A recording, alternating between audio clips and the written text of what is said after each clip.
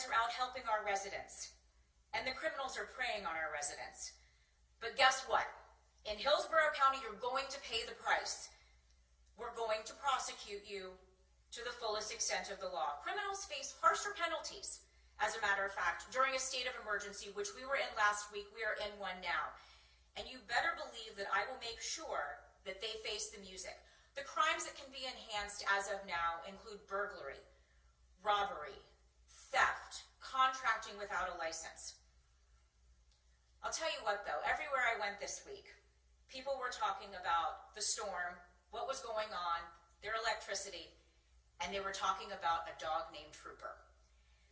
The fact that someone could just leave this defenseless animal tied to a pole on the interstate as we were facing a Category 5 hurricane is absolutely impossible for me as a dog owner and dog lover, as so many in our community are, impossible for me to imagine.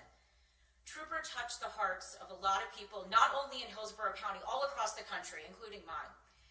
And I want our community to know that we've had a lot going on. We take animal cruelty very, very seriously in Hillsborough County. We protect our most vulnerable citizens, the elderly, children, and our four-legged friends. You don't get away with doing what this man did in Hillsborough County, not under my watch. No one should ever commit an act of animal cruelty, but you should especially not do so, one, in Hillsborough County, and two, during a state of emergency. This defendant will be charged with aggravated animal cruelty. That's a third-degree felony punishable by up to 5 years in the Florida State Prison for what he did to Trooper. Unfortunately, this isn't one of those crimes that now is enhanced during a state of emergency. I frankly think it should be.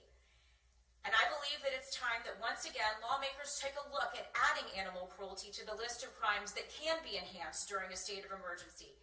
If you're a pet owner, like me, you know that you will do anything to protect your pet, and we should be protecting our pets during a storm, not leaving them for dead. Trooper was found by a trooper named Trooper Morales, who's here with us today, who found him in water up to his neck. He was facing a sure death, but for the brave actions of Trooper Morales, and we're so grateful for him. I want to thank the governor for his leadership during this time and throughout the storm. Your team has been crisscrossing the state, and many of them are here today to make sure that our residents and agencies have the resources that they need, and we are all very grateful. Thank you.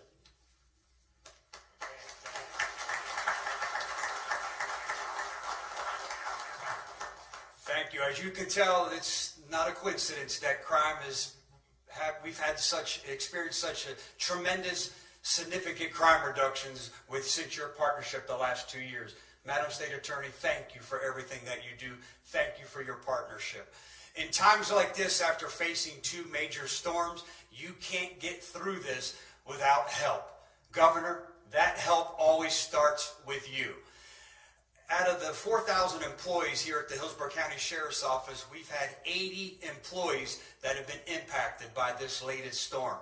The 2 deputies behind me, Deputy Corporal Kafila and Sheriff's Pilot Thunderbook, have both been displaced from their home. Large trees fallen into their home and filled with 16 inches of rain. And I could go on and share similar stories like this throughout our county and throughout our state where people are impacted. An employee from the storm before, where their home was flooded, she moved out and moved into a rental house, which was flooded again this storm, and she had to move into a rental. Yet these employees, all 80 of them, never missed a moment of work. They never missed the opportunity to continue and serve this community. Governor, you have been and continue to be an ardent and steadfast supporter of first responders and law enforcement, providing us with the tools, the equipment, the resources, and benefits that we need to keep all 67 counties in the state of Florida safe. Thank you, sir.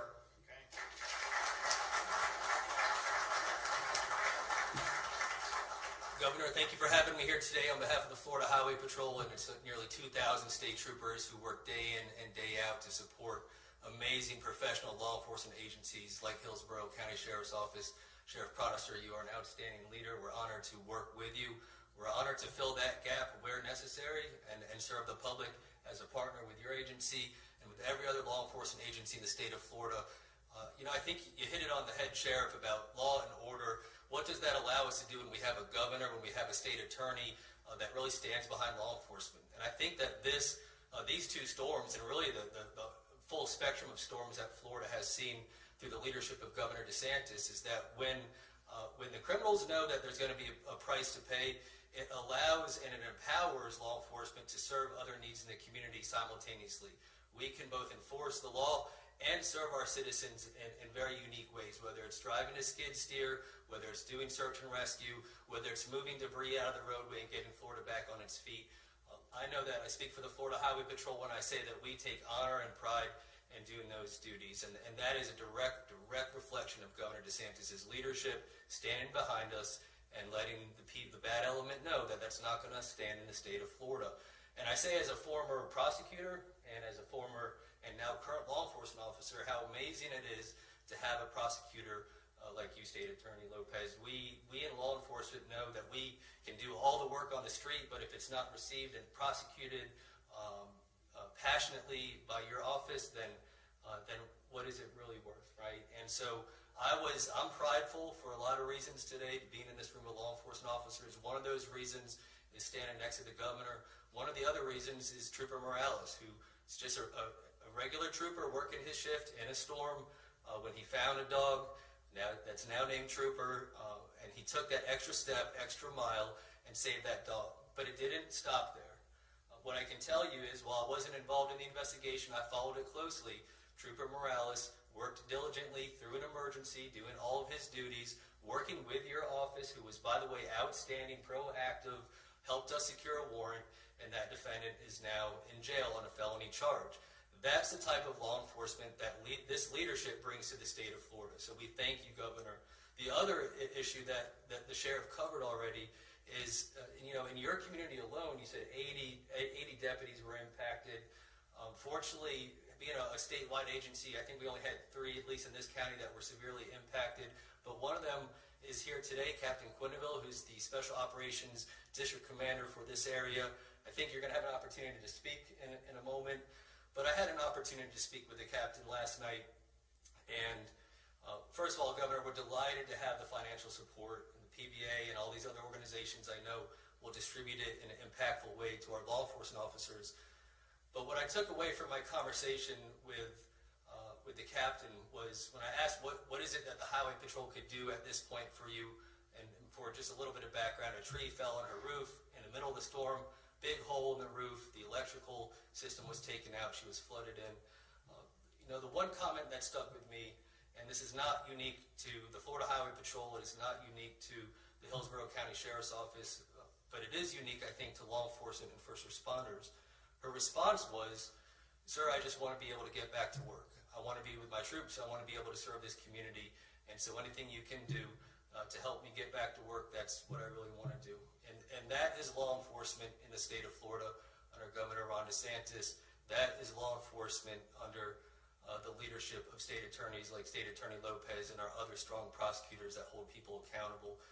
Trooper Morales, thank you for what you have done for the people of the state of Florida, and for a trooper in particular. I know we'll get him adopted hopefully in the near future. And of course, Sheriff Cronister, it is an honor as always to work with you and your deputies.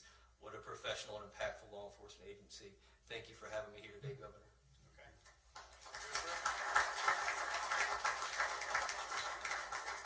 Thank you, Governor. And all of you here, I know I've known you for several years, and it's always a pleasure to work with members of your department. I appreciate your directness in prosecuting issues in this county, in this area. It's fantastic. Director, thank you for having me. I was asked just to speak a little bit about my experience. I realize that mine is not singular. There are many people in this community, in this room, first responders that were affected not only adversely by Milton, but of course Hurricane Helene. We have some members of our department that have lost everything. So it's very poignant to look at it right now, eyes on, right in front of me, as opposed to looking at it from a distance. Oh, that's Miami, that's Pensacola. And we prepare for this as agencies. We prepare for this from the emergency response perspective. And throughout my career, 29 years now, it's been emboldening and enlightening to watch how emergency response in general in Florida and in the individual communities here in this county and in the troop that I serve have gotten better and better at preparing, at notifying the public, and at responding subsequently to these disasters, to these hurricanes. And in my experience, I had finished my shift on, I'm losing track of the days here, on the day the hurricane was coming in. Pardon me. And I got home at 6 o'clock, and my plan was to shelter in place with my parents who live on the same parcel as me in a mobile home. It's obviously very risky for them. We're surrounded by lots of trees. So we brought them over, and sometime during the passing of the storm, I had trees falling all around my house. Obviously, one entered my roof. And my plan was to try to patch that up and put a chainsaw in my vehicle, and when the sun rose, see if I could navigate a way out of my property and go to work. My plan was to navigate my way or cut my way to whatever needed to be helped first. I served mainly in a coordinating role, and I've done that through my career, interacting with the various functions of the emergency response function, of the local EOCs, and that has been rewarding to me. But now to be kind of a subject of it, going, this is the real experience for me, where I have to put aside what my duty is, which is hard for me. So I instead, since I could not leave my residence, I had many problems going on, I was put into a role of how can I coordinate with intermittent cell service, with no Wi-Fi, what can I still do? So I found there was a lot I could accomplish to still keep that momentum, keep our people where they needed to go. Eventually, I reached a point, unfortunately, where I couldn't, because I had to take care of my parents. We had to evacuate them because we had encroaching flooding, and if I didn't get them out, there would be no leaving. So I became an island for a while. My parents, we brought them to a safe place. But I say all that to say, experiencing the help of agencies, of our agency in particular for me, and knowing how well our emergency response works in this state. Thank you, Governor, for spearheading that. Every press conference I watched, there's our director, there's the EOC director, you, Governor, making it very clear this is the response we're rolling out. This is what we're doing for you, citizens and visitors to the state of Florida, and I see we have a very smooth operation. We're prepared for these things. We can't be prepared for every eventuality, but we pivot and we find the resources and we work together as a team in this great state. So I'm glad to be able to just share a little bit of my experience. And like I said, I'm looking forward to remedy the little problems I have at home. They're small things compared to some people. We have people that are suffering in the state, and I want to do what I can do to help them. So thank you for the time and the opportunity. Okay. We bring the money up now, bring these checks up. So representatives from all of our first responder, LEO, fire organization, you guys want to just come up here and we'll present and we'll do a Polaroid here.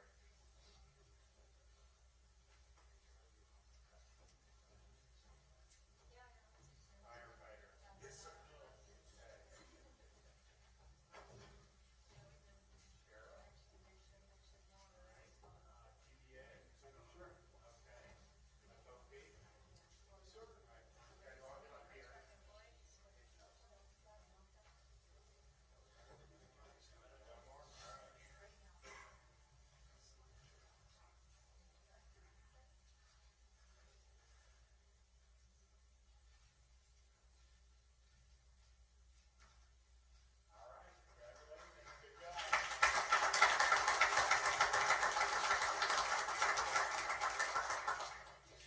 All right, well, we're going to be doing more with the disaster fund to be able to get immediate relief out to people. We just awarded to a number of private organizations that do things like muck and gut homes, debris removal, a whole bunch of things that are particularly helpful with elderly, because you don't want to have elderly have to be hauling trees around their property, the branches and everything. It's also to get the muck and gut done. They were already doing that after Helene, and then obviously they had to stop with Milton, and then now they're back at it. So we really appreciate that. I think it'll be good, and we're going to be looking at other ways that we're able to help people who've been impacted by the storm. So thanks everyone who's donated. I know there's going to be more donations rolling in. We're going to work to get that out as soon as possible. That obviously doesn't mean you're not eligible for any of the assistance that's available, whether it's through individual assistance with the federal government, whether it's some of the programs that the state has.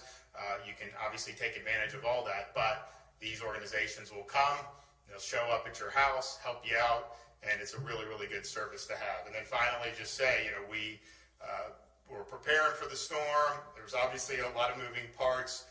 When this poor dog was left out there, we said that there would be justice for that, and we're going to nail you when we find out who did it.